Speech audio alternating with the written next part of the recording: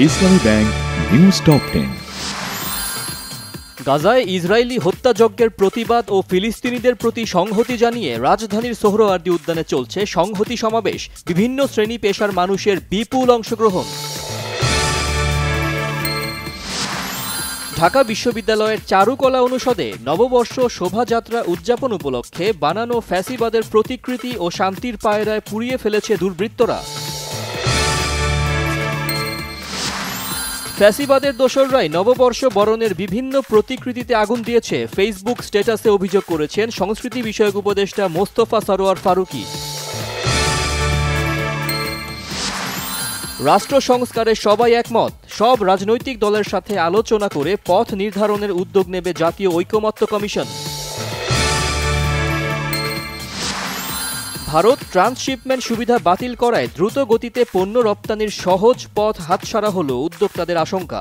আকাশপথে রপ্তানি বাড়াতে শুল্ক কমানোর তাগিদ ফ্রেইট ফরওয়ার্ডস অ্যাসোসিয়েশনের।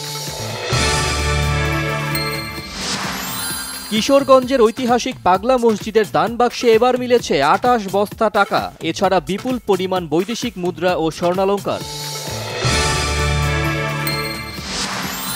২ নৌকাসহ অপহরণের সপ্তাহ পার হলেও ফেরেননি ১১ জেলে। আরাকান আর্মির দৌরাত্মে মাছ শিকারে নদ আর সাগরে যেতে ভয় পাচ্ছেন টেকনাফের জেলেরা। গাজায় রাতভর বিমান হামলা চালিয়েছে ইসরায়েলি সেনারা। ভূখণ্ডটিতে নতুন করে হত্যা করা হয়েছে অন্তত ২০ ফিলিস্তিনিকে। ঢাকা প্রিমিয়ার লিগ ক্রিকেটে লিগ পর্বে নিজেদের শেষ ম্যাচে আবাহনীকে ২৬৫ রানের টার্গেট দিয়েছে মোহামেডান স্পোর্টিং ক্লাব।